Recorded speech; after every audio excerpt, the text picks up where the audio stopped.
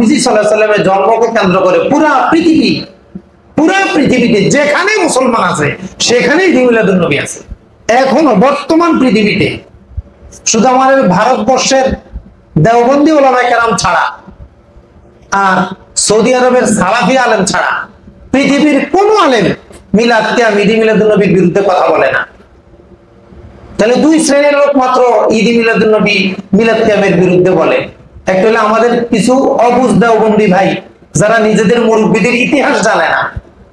দেওবন্দের প্রতিষ্ঠাতা হলো হাজী আবেদ আলী। নাম কি বলেন? দারুল উলুম দেওবন্দের প্রতিষ্ঠাতা নাম কি? হাজী আবেদ আলী। উনি দেওবন্দে প্রথমে মক্তব পড়াইছেন। এই নিজের পাঞ্জাবির কোসা কই না আমরা, এই কোসা পেতে পেতে মানুষের কাছ থেকে মাদ্রাসার চাঁদা উঠাইছে।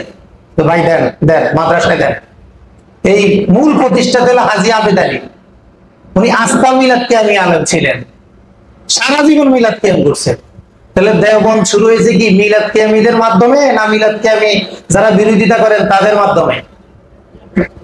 এজন্য যেই দেওবন্দি আলেম মিলাদের বিরুদ্ধে বলবে উনি নিজের ইতিহাস জানে না, অথবা ভুলে গেছে, অথবা পড়ার সময় পায় না, কিতাব মোতালা করতে করতে দেওবন্দির ইতিহাস পড়ার সময় পায় নাই।